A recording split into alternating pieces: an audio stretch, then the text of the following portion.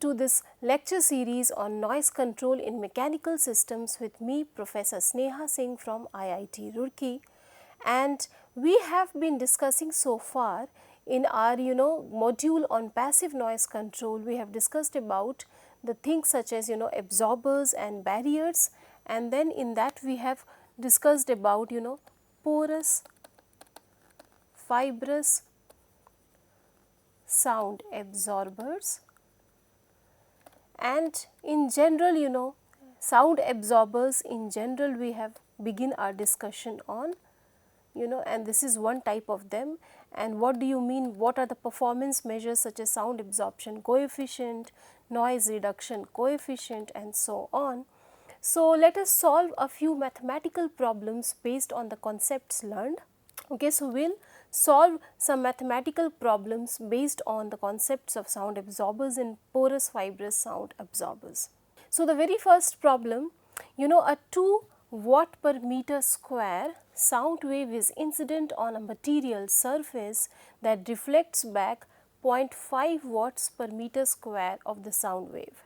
We have to find out what is the sound absorption coefficient of this material surface and also comment on the absorption capability of that material. So, as you can see here, it is not mentioned whether it is the pressure, intensity or energy, but from the unit itself you can guess, okay, watts is the unit for power and this is per meter square. So, this is the unit of intensity, it is energy per unit time per per unit area. So, this becomes your acoustic intensity, yeah, or sound intensity. So, that is given to us. Let us solve the two parts one by one. So, it is given that the intensity of the incident wave is 2 watts per meter square, and out of that 2 watts that are being incident, 0.5 watt per meter square is getting reflected back. Now, by the definition itself,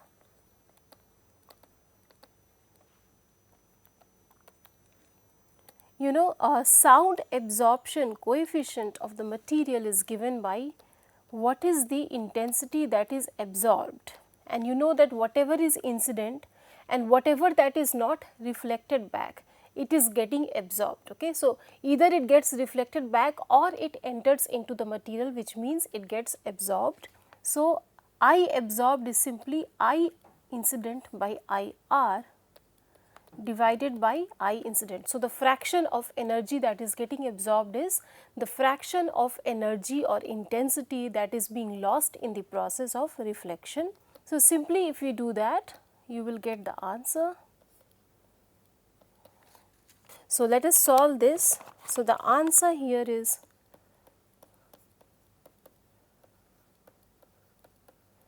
here the alpha or the absorption coefficient for this particular material surface is 0.75. So, that solves a very first problem.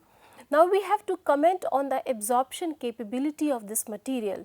So, typically in the noise control engineering, the way we go about is that if alpha is greater than 0.8, we consider it as a very good absorber. These are again these are not very hard and fast kind of borderlines, but just a generic practice by the noise control engineers. So, this is a very good sound absorber, and roughly you can say between 0.7 to about 0.8, you can say that it is moderately good or fairly good, fairly good sound absorber.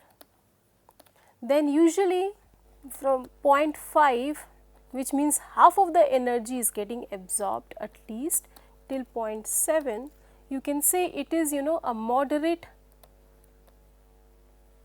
sound absorber. So, it's somewhere between reflector and absorber, it's a moderate absorber. And below that, obviously whenever alpha is smaller than 0.5, you can say that typically it is a very poor absorber. It starts behaving as a reflector. Okay. So, here as you can see, we have found our alpha as 0.75. So, we can deduce that the given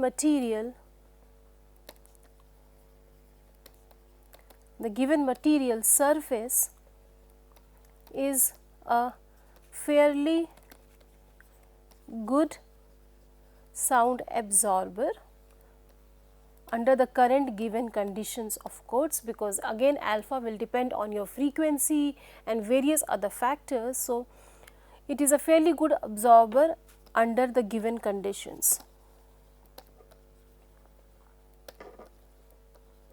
So, this was a slightly easy mathematical problem, very straightforward. If you know what is sound absorption coefficient, you can solve any problem related to that, So, for example, here if instead of this, so SSE is what? It is I absorbed by I incident, which is then written as I incident minus IR by I incident. So, if you know the what do you mean by SSE, you can relatively solve any kind of easy problems related to it. Okay, let us see a problem 2. So, what we have here is that we have a wall which is given. It is made up of not a single material, but it is combined with a lot of materials placed together to give a bigger wall, and each of these materials, they have a different sound absorption coefficient. So, this is a composite wall made of materials, 4 different materials with 4 different exposed areas and having 4 different alpha values. The net absorption coefficient or the alpha bar for this wall needs to be found at the given incident frequency, and also what would be the total sound absorption by this wall in Sabines. Let us start with the very first problem. Alpha bar, as we know, is what?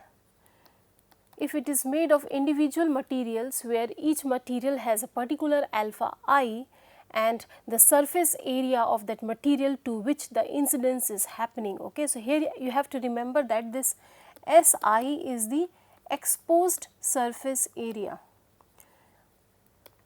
which is of the material I, component material I, which is the surface area exposed to the incident wave.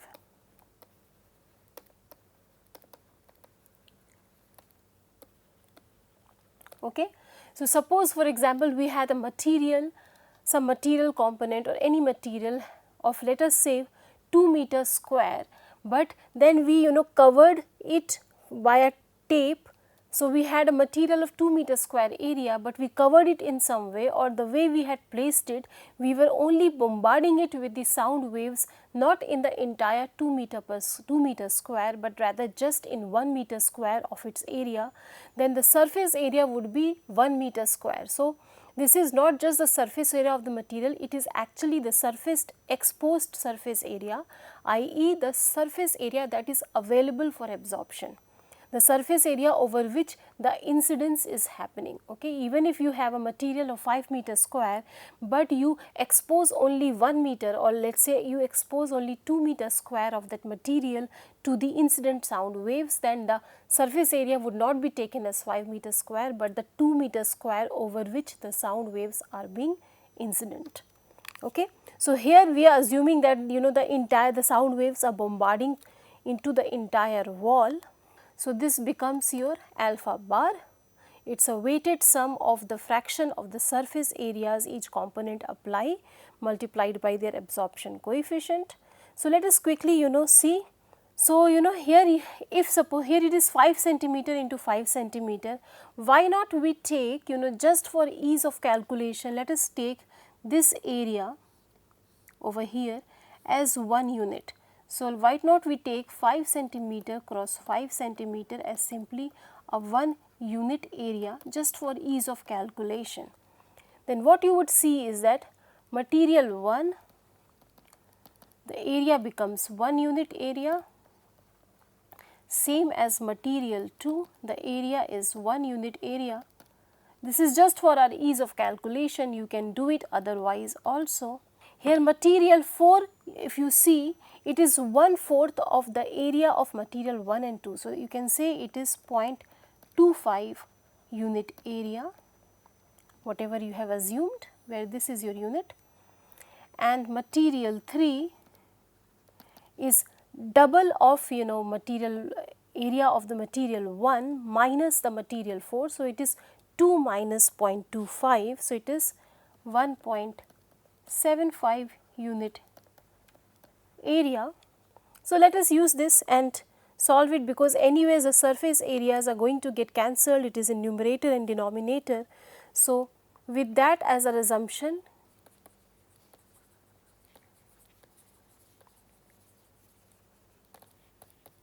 taking a 5 centimeter cross 5 centimeter area as 1 x unit, let us say, then what we will have is alpha bar would be given by 1 times of 0.8, which is for the first material alpha is 0.8, for the second it is 1, third it is 0.7, and then we have 0.9.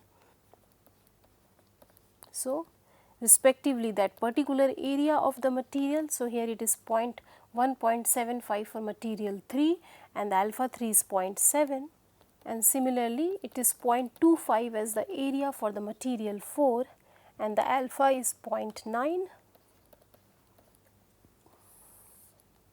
divided by the total area, which is obviously 1 plus 1 plus 1 plus 1, which is 4 units. If you solve this, this is the answer you are going to get.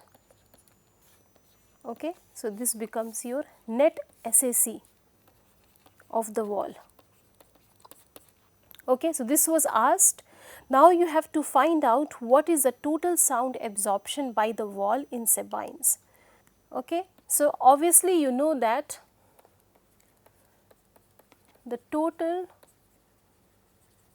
sound absorption in Sabines is simply, because absorption is a per unit area property, if you multiply that per unit area absorption or else SSE with the total exposed area, you would get the total absorption. So, the total absorption of the wall would be alpha bar multiplied by the sum of the whole the areas of the entire wall. Okay. So, what you would get here is, if you see what is the total area of the wall. So, the total wall area that is exposed to incident wave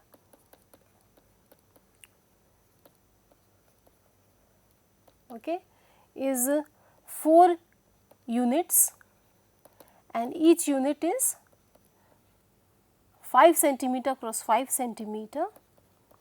So, in SI units, because Sabine is for SI units, where this is in meter square, only then we will get it is in Sabines. Okay. So, the surface area we take it in SI unit meter square. So, I have found the total surface area. So, the total sound absorption in Sabines is given by the total surface area, which is this, multiplied by the average absorption for this whole area, which is 0.8125, and this would be in the units of Sabines. Okay. So, if you do this math, what you will find is that this is your total surface area, this is what you will find, this becomes your total absorption in Sabines. So, always remember, okay, that for total absorption in Sabines, you have to find the net absorption coefficient for that entire material surface, that is multiplied by the total area which is being exposed to the incident wave in meter square. Okay. Always remember to use meter square as the unit, so that you can get the answer in Sabines, and always remember that it does not matter how big a wall is. the area that you take should be the exposed area. So, if suppose a wall is 10 meters square and only 5 meters square of it is being bombarded with incident waves, you will take the area as 5 meters square. Okay, so let us go to another problem. So, here what we have is we have an absorber which is absorbing 50% of the sound intensity which is being incident on it in the range of 0 to 500 hertz. So, here as you know that absorption capability is frequency dependent. So, in the lower frequency range of 0 to 400 it is absorbing 50% of the sound intensity, and then from the range above 400 to 4000, above that it is absorbing 80% of the sound intensity which is incident on it. Now, the noise reduction coefficient needs to be found. So, here you know that noise reduction coefficient is what? You first find out the arithmetic average of the absorption at 250 hertz, 500 hertz, 1000 hertz and 2000 hertz. Whatever value you get, and then the actual NRC would be rounding off of the arithmetic average that you have found to the nearest multiple of 0.05, okay, and in case the nearest multiple could either be a step below or a step above, you will take the larger value. So, you will round up, okay. So, you will take whatever is the nearest multiple of 0.05. So, which means that if it is something like 0.64, it will go down to 0.65. If it is 0.61, it will go down to 0.60. But if it is something like 0.625, it can go either way, 0.60 and 0.65, because it is exactly at the midpoint of the two multiples of 0.05. So, in that case you will round up to 0.65. So, like that you calculate it. So, let us see, here what we see that in the range of 0 to 400 hertz, 50% of the sound intensity is incident is getting absorbed. So, by definition itself, from 0 to 400 hertz, alpha is what? It is whatever is the intensity which is being absorbed, the fraction of the intensity being absorbed compared to the incident wave, and it already is saying straightforward that 50% of whatever is being incident is getting absorbed. So, the fraction value would be 0.5. So, the intensity of absorbed wave would be half of the intensity of the incident wave. So, alpha is 0.5 for this range, and similarly by definition from greater than 400 hertz, the alpha value is again 80%, intensity of absorbed wave is 80% of intensity of incident wave. So, the fractional value is 0.8, okay, 80 by 10, which is 0.8. So, because alpha is not written in fraction, but rather in not written in percentage, but rather in fractions, so you convert the 50% into fraction, which is 0.5, and the 80% into fraction, which is 0.8. Now, you simply find this out. What is the arithmetic average? You will see that alpha at 250 would be 0.5 and alpha at 500 would be, now it is in this range, it would be 0.8. Alpha at 1000 would also be 0.8, because above 400 till 4000 it is like that, in this range it is always 0.8. So, all the other values, this and this would be 0.8, and you take the arithmetic average. Okay, so once you take the average, the value that you get is, now you see that this is somewhere midway, the nearest multiple could be 0.70 or 0.75. So, you will round up, okay. So, the NRC would here be the nearest 0.05 multiple, which is 0.75, okay. This gives us the NRC of the material which we had to find. Let us see the last problem for this particular lecture. Here a graph has been given to you. It is a graph of the sound absorption coefficient versus frequency for a porous material, and it is given that a 2.5 meter square of that material surface is being exposed to a broadband sound between 1000 to 2000 hertz. You have to find out what would be its total absorption, and you also have to find out what is the NRC of the material and then comment whether it is a good absorber or not. Okay. So, let us start and see. Okay. So, over here let us solve the part B first. It is a little bit more straightforward. So, we will start with the solution for the part B, where we have to find out the NRC. And you know that NRC, for that we need to find out the average of 250, 500, 1000 and 2000 hertz alpha, and then round it up to the nearest multiple of 0.05. So, let us see what these values are. So, at 250, you have roughly above 0.4, you have got approximately 0.42 if you go by the divisions. If you solve these problems, you need to get a grasp of reading graphs. Okay. So, you need to get a grasp of you need to have. So, it is roughly 0.42, and here it is just that unit below it. So, it is 0.58, and this is exactly in the midway at 1000 hertz. So, this is 0.7, and here it is just above half of this particular unit. So, it is 0.81. So, you can say first you can find this value. So, alpha at 250 is 0.42, then alpha at 500 is just below one big division below 0.6, which is big subdivision, so which is 0.58, and 1000 it is 0.7, and then at 2000 it is one small subdivision ahead of 0.8, which is 0.81 by 4. If you solve this, this is the answer you should be getting. Then NRC would be the nearest multiple of this, which would be 0.65. Now, if you have a look here, even if you were not, so this is the actual answer, but even if you did not read the graph properly, or you said why not approximate, because anyways you have to sort of do the multiple of 0.05, and if you had just gone by an approximation, okay, this is an alternate solution, approximate solution, then you would just have said why not we find out first. It is closer to 0.4 plus closer to 0.6 plus closer to 0.7 plus closer to 0.8 by 4, okay.